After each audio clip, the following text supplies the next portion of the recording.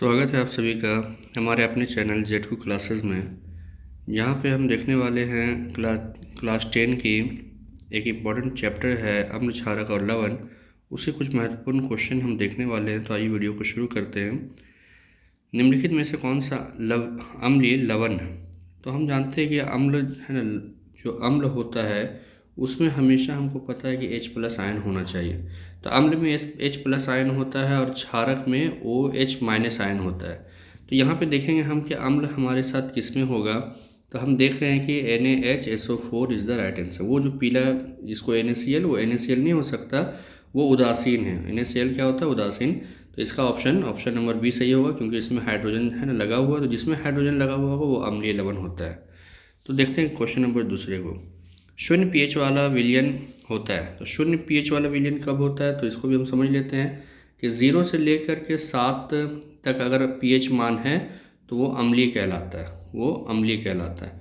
और अगर 7 से अधिक है तो क्षार होगा, और अगर 7 हो जाता है तो वो उदासीन होगा। तो 0 से 0 बोलने वाला यानी 0 पीएच मान वाला कौन होगा? तो अम्लीय होगा। तो अम्लीय इज़ द राइट आंसर।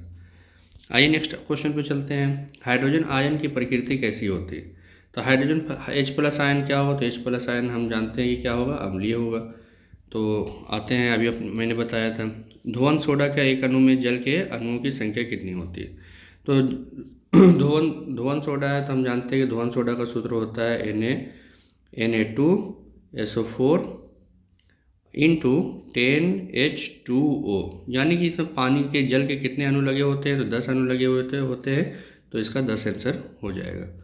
अम्ल एवं क्षारक की अभिक्रिया से प्राप्त होता है। तो अम्ल और जब क्षारक अभिक्रिया करते हैं तो हम जानते हैं कि इसमें सदैव लवण और जल का निर्माण करता है। आगे देखते हैं उदासीन घोल का पीएच मान कितना होता है। तो अभी मैंने कहा था कि उदासीन घोल जो होता है, उदासीन घोल का पीएच मान कितना होता है? 7 होता है। 7 से अगर अधिक है तो क्षार हो जाएगा, 7 से अगर कम है तो वो अम्लीय हो जाएगा। नेक्स्ट क्वेश्चन देखते हैं कि प्लास्टर ऑफ पेरिस का सूत्र क्या होता है। तो प्लास्टर ऑफ पेरिस का सूत्र जो हम देखेंगे तो calcium sulphate CaSO4 into half H2O होता है, यानी कि कैल्शियम सल्फेट हेमीहाइड्रेट इसका आंसर हो जाता है, यानी प्लास्टर ऑफ पेरिस का। यही अगर जिप्सम बोलता तो जिप्सम का भी सूत्र यही होता है, बस वहाँ पे हेमीहाइड्रेट की जगह डाई आ जाता है, यानी calcium sulphate in dot 2H2O उसका आंसर हो जाता है। तो यहाँ प्लास्टर ऑफ पेरिस पूछा तो इसका ए सही हो जाएगा। आइए पीएच मान 8.5 वाला विलयन कैसा होगा? तो ये 7 से अधिक है, 7 से अधिक होगा तो क्षार होगा। एक अगला क्वेश्चन देखेंगे कि एक विलयन लाल लिटमस को नीला कर देता है, इसका पीएच संभव है। तो हम जानते हैं कि कोई भी लाल अगर लिटमस पत्र नीला कर दे रहा, लाल को नीला कर दे रहा, तो उसका मतलब उसकी प्रकृति क्षारीय होगी। अगर नीला को कोई लाल कर देता है तो उसका प्रकृति अम्लीय होती है।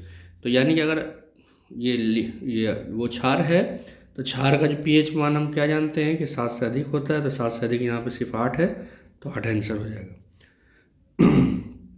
एक विलयन नीले लिटमस को लाल कर देता है, इसका पीएच मान होगा।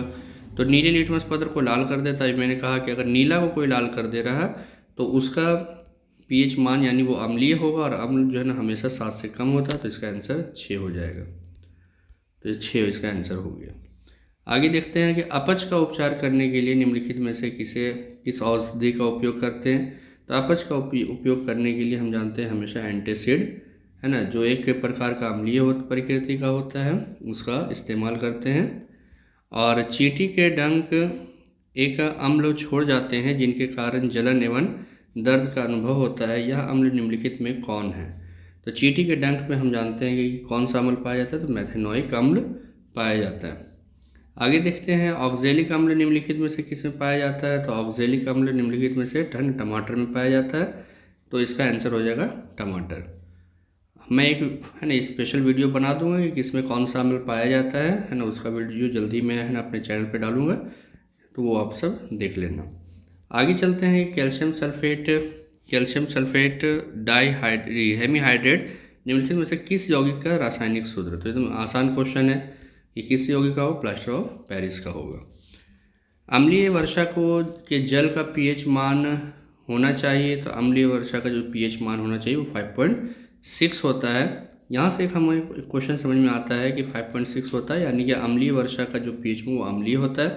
ऐसे है ना, क्यों? क्योंकि जो है ना वो क्या है 7 से कम है, इसीलिए क्या होगा 5.6 से कम, यानी अम्लीय वर्षा का अगर pH मान आपसे पूछा जाए तो कह दे 5.6 होगा। फिर आते 16 नंबर में कि NaHCO3 यौगिक का प्रचलित नाम निम्नलिखित में कौन सा है।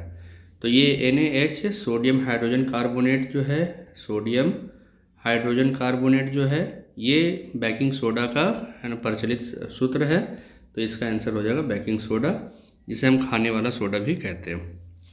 आइए अगला क्वेश्चन देखते हैं। एक विलियन का pH मान 3 है, विलियन कैसा है। तो भाई अगर विलियन में अगर pH मान अगर है ना 7 से जो भी कम होता है तो हम क्या जानते हैं कि उसका pH मान मतलब कि अम्लीय का pH मान 7 से कम होगा। तो यहाँ पे 3 है तो वो प्रकृति अम्लीय प्रकृति की होगी। स्वस्थ शरीर का समान pH मान कितना होता है। तो स्वस्थ शरीर का pH मान 7 से लेके 7 यानी 7 से लेके 7.8 होता है।